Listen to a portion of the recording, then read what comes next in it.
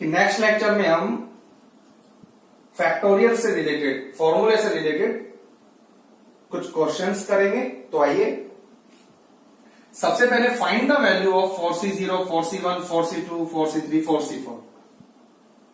हम एक काम करते हैं, पहले फॉर्मूला लिखते हैं। NCR is equal to n factorial upon r factorial into, इसमें से इसको माइनस करो, n माइनस r फैक्टोरियल। ये फॉर्मूला है हमारे पास। वैल्यू निकालनी है हमें 4C0। सबसे पहले वैल्यू निकालनी है, हमें कैलकुलेट करनी है 4C0 की। 4C0 फॉर्मूले के अकॉर्डिंग बेटा जो ऊपर बैठा है सबसे पहले उसका फैक्टोरियल अपॉन जो नीचे बैठा है उसका फैक्टोरियल इनटू, इसमें से इसको माइनस कीजिए, 4 माइनस 0 का फैक्टोरियल। ठीक है। अब देखो 4 माइनस 0 है तो 4 ही ना, मैं इसको 4 लिख सकता हूं। तो ये हो गया कैंसिल आउट और 1 अपॉन 1 और ये आ गया 1। नाउ 4C1, तो जो ऊपर बैठा है 4, सबसे पहले उसका फैक्टोरियल अपॉन फिर जो नीचे बैठा है 1 फैक्टोरियल इनटू, इसमें से इसको माइनस कीजिए, जैसे होता है ना n माइनस r, माइनस करने के बाद में फिर फैक्टोरियल, तो माइनस करने के बाद में फिर फैक्टोरियल।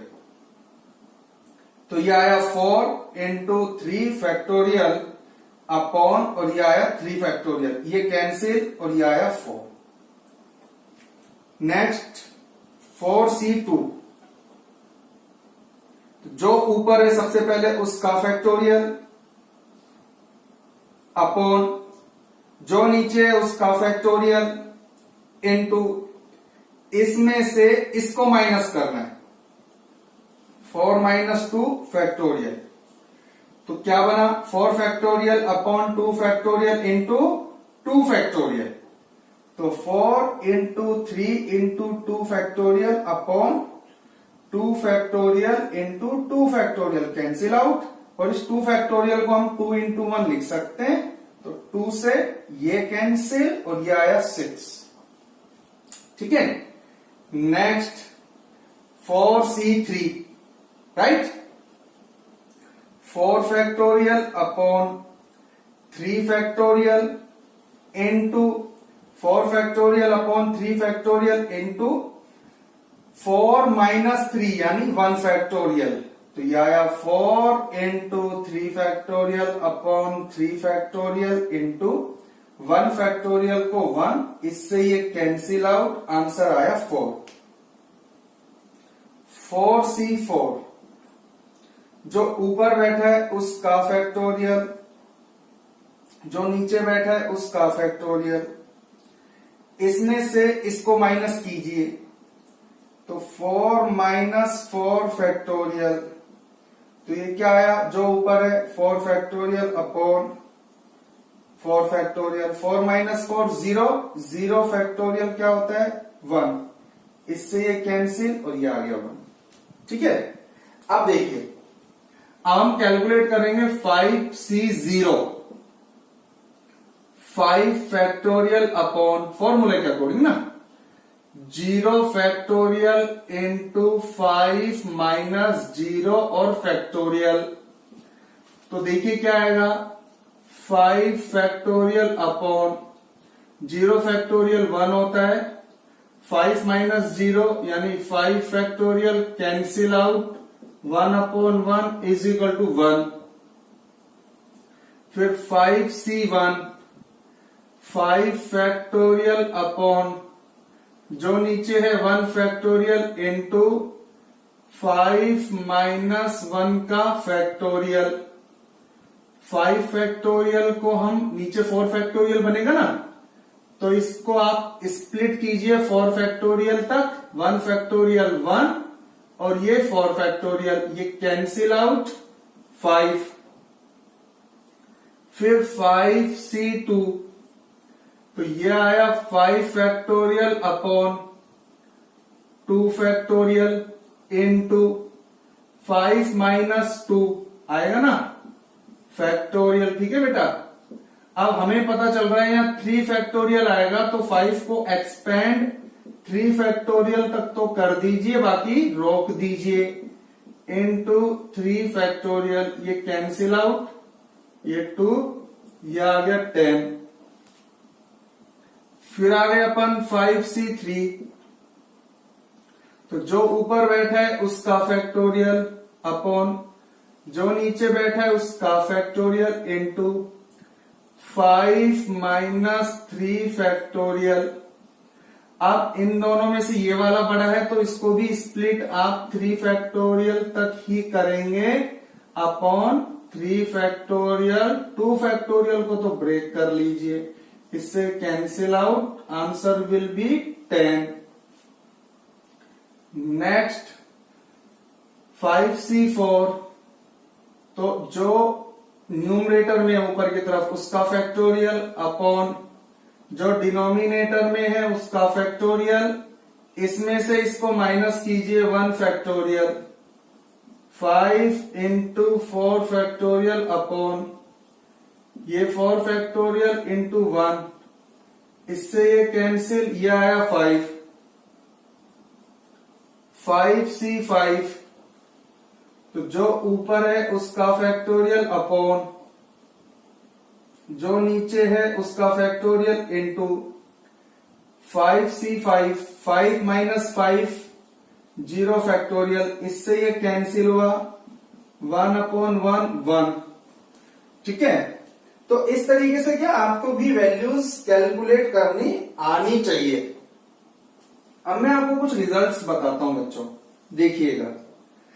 जिसके भी पैरों में 0 बैठा है, इसको हम पैर बोल रहे हैं, इसको सिर बोल रहे हैं ना, पैरों में, जैसे 4c0 या 5c0 या 6c0 या 7c0, जिसके भी पैरों में 0 बैठा है, ये देखो सबकी वैल्यू 1, ये ध्यान रखना। ठीक है, जिसके भी पैरों में 0 बैठा है उन सबकी वैल्यू 1। दूसरा, जिसके भी कहीं ना कहीं दोनों के दोनों डिजिट सेम है, जैसे ये, ठीक है, जैसे ये, तो देखो आप खुद देखो क्यों 1 आती है, वो आप खुद देख रहे हो, देखो आपके पास कैलकुलेशन है। 4c4, 5c5, इसी तरीके से 6c6, 7c7, ये सारे 1। इस बात का विशेष तौर पर आपको ध्यान रखना है कि जिसके भी पैरों में 0 बैठ जाए, जिसके भी पैरों में और सिर पे दोनों सेम वैल्यू हो जाए, उनकी वैल्यूज हमेशा 1 होती है। इससे फायदा क्या होगा कि जब भी कभी बीच क्वेश्चन में ये वैल्यू कहीं आ गई, तो अब आपको सॉल्व करने की जरूरत नहीं है, आप इसको डायरेक्ट 1 लिख सकते हो। अब आपको इसको कहीं भी बीच में सॉल्व करने की जरूरत नहीं है, वहां पे अपने को टाइम बचाना होगा। आप इसको डायरेक्ट 1 लिख सकते हो, इस बात का ध्यान रखिएगा। समझ गए मेरी बात? तो ये छोटी छोटी चीजें हैं। एनसीआर का फॉर्मूला आपको अच्छे से आना चाहिए। एनसीआर के फॉर्मूले पे बेस्ड कुछ क्वेश्चन मैंने आपको कराए हैं। अब नेक्स्ट में अभी आप देखोगे कि कुछ क्वेश्चन अभी हम और करेंगे, आप भी हमारे साथ में करोगे, इस चीज को अच्छे से सीखेंगे, फिर हमारे किसी नेक्स्ट टॉपिक पे हम मूव कर जाएंगे जिसमें हम इनका यूज भी कर सकते हैं। ठीक है, अब बच्चों कुछ एग्जाम्पल हम और लेते हैं। देखिए, जैसे मैंने लिखा 6c2, इसकी वैल्यू देखते हैं, और एक तरफ हम निकालेंगे 6c4, इसकी वैल्यू देखते हैं। 6 factorial upon 2 factorial into 4 factorial. 6 factorial को हम लिख सकते हैं 6 into 5 into 4 factorial upon 2 into 1 into 4 factorial. ये कैंसिल आउट, और ये आया 6c2 की वैल्यू 50। ठीक है, 6c4 की वैल्यू निकालते हैं 6 factorial upon 4 factorial into 6 minus 4 2 factorial. देखो सेम चीज है, right? 6 into 5 into 4 factorial upon 4 factorial into 2 into 1, इससे ये कैंसिल 3। तो ये आया 50। तो 6C4 भी कितना आया 50, राइट। तो एक फॉर्मूला निकल करके आया बेटा कि NCR इज इक्वल टू, ऊपर वाला ये सेम रखो आप, C लगाओ, सारा सेम, यहां इसमें से इसको माइनस, यानी N-R। जैसे देखो एग्जांपल, मैंने लिखा 6C2, तो जो यहां है सेम, तो ऐसे ही ये भी सेम, यहां C यहां भी C। अब यहां जो आएगा ना वो इसमें से इसको माइनस करने से आएगा, N-R। अब इसमें से इसको माइनस करो, 6 - 2 4 आया ना, तो 6C2 किसके इक्वल आ गया, 6C4 के इक्वल आ गया। 6C2 is equal to 6C4, इस बात का ध्यान रखिएगा।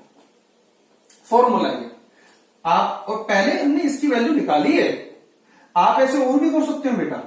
अभी हमने लास्ट में जो वैल्यू निकाली ना, उसमें भी आपने देखा होगा, जैसे 5C2 है तो उसकी वैल्यू किसके इक्वल आएगी पता है, 5 एज इट इज C, और इसमें से इसको माइनस करो, कितना आया 3। ठीक है, और बताऊं, इनकी वैल्यू 10 आएगी वैसे। और देखो 4C0 लिखा था, ये तो याद है ना 1, तो 4 एज इट इज C, और 4 में से इसको माइनस करो, 4 - 0 4, दोनों की वैल्यू 1 आ रही थी ना। तो ये फॉर्मूला है अपने पास में, ये वाला,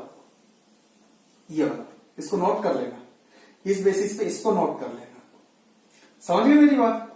इसी तरीके से और भी हम एग्जांपल ले सकते हैं, जैसे 7C3 की वैल्यू निकालना आप, राइट, इसी बेसिस पे आप देखोगे वो किसके इक्वल आएगी, 7, और ये C, 7 - 3 4, डेफिनेटली इक्वल आएगी, राइट। तो कुछ फॉर्मूले क्या बन गए, जैसे मैंने आपको बताया था कि NC0, पता है मैंने N क्यों लिखा है, यहां पे आप N की जगह 1 2 3 4 5 6 कुछ भी रख सकते हो, राइट। अगर मैं 7 ले लेता तो फिर तो ये माना जाता ना 7 के लिए लिखा है सर ने, इसलिए अंग्रेजी का अक्षर लिखने से ये फायदा होता है कि आप उसकी जगह कुछ भी वैल्यू मान सकते हो। NC0 ये सेम वैसे ही है, मैं बोलूं राहुल को एक गिफ्ट दूंगा, कल मैं 11th क्लास में राहुल को एक गिफ्ट दूंगा, मेरी तरफ से तो एक ही गिफ्ट जा रहा है ना, बजाय उसको मैं ये लिख दूं तो मैं एक स्टूडेंट को गिफ्ट दूंगा, स्टूडेंट बोलते ही गिफ्ट तो एक ही जा रहा है ना, लेकिन स्टूडेंट बोलते ही सारे स्टूडेंट कवर हो गए, सबको लगेगा मुझे मिल सकता है, और राहुल लिख दिया तो ऐसा लगेगा कि राहुल को ही मिलेगा। इसी तरीके से राहुल का मतलब 7 लिख दिया तो ये लगेगा 7 के लिए करना है, और स्टूडेंट का मतलब N लिखने से यहां पे 7 को लगेगा कि N की वैल्यू 7 हो सकती है, 8 को लगेगा मैं आ सकता हूं, है ना, 9 को लगेगा मैं आ सकता हूं। तो ध्यान रखना कि पैरों में 0 आ जाए, यहां पे कुछ भी वैल्यू आ जाए वो वैल्यू 1 होगी, या दोनों वैल्यू सेम आ जाए वो भी वैल्यू 1 होगी। ये रिजल्ट बता रहा हूं बेटा, इसको नोट कर लेना, ठीक है। या ये वाला फॉर्मूला कि NCR, N और R की कुछ भी वैल्यू रखो आप, NC इसमें से इसको माइनस कर दीजिए, N - R, ये फॉर्मूला और बन गया। समझ गए मेरी बात। तो NCR is equal to NC N - R, ये फॉर्मूले आपको लेकर के चलने हैं। तो इस तरीके से फैक्टोरियल के केस में आपको फैक्टोरियल कैलकुलेट करना आ गया, बहुत अच्छी बात है। कोई डाउट हो तो आप हमें व्हाट्सएप कर सकते हैं, ये फॉर्मूले आपको टिप्स पर होने चाहिए। फिर आप देखोगे, जैसे देखो आपको मैं बताता हूं, 8C0 किसके इक्वल हो गया, 8C8 के, 8C1 किसके इक्वल हो गया, 8C, आप कैलकुलेट करना आपको पता चल जाएगा, 8C7, 8C2 किसके इक्वल हो गया, 8C6, 8C3 किसके इक्वल हो गया, 8C5, 8C4 किसके इक्वल हो गया, 8C4। आप कैलकुलेट करके देखना, ये सारे के सारे सेम आएंगे। तो बेटा इसमें परफेक्शन लाना, आप लोग अच्छे से इसको सॉल्व करना, हम फ्यूचर में इनको यूज करना सीखेंगे। कहीं ना कहीं हम इसका इनडायरेक्ट यूज बताएंगे, आईआईटी के क्वेश्चंस में, जेई के क्वेश्चंस में आपको बताएंगे कि कैसे इनका यूज होता है, ठीक है। इनफैक्ट बेसिक्स में बताएंगे, अभी मैं आपको बेसिक्स में भी बताने वाला हूं कि इनका यूज हम कैसे करते हैं, क्योंकि मैंने आपको प्रॉमिस किया था ना कि मैं सी का मीनिंग बताने वाला हूं आगे 2-4 लेक्चर के बाद में। तो हम सी का मतलब बताएंगे और फिर उसके बाद में सी मीन्स कॉम्बिनेशन, राइट, और फिर उसके बाद में हम इनका यूज करना भी सीखेंगे, राइट। तो फैक्टोरियल का बेसिक पार्ट ये हमारा फिनिश हुआ। आपको कहीं भी कोई प्रॉब्लम आती है तो डेफिनेटली आप हमें कांटेक्ट करें, व्हाट्सएप करें, हम डेफिनेटली आपको कॉल करेंगे बेटा। Right, okay. नेक्स्ट वीडियो के लिए इंतजार कीजिएगा, तब तक के लिए बेस्ट ऑफ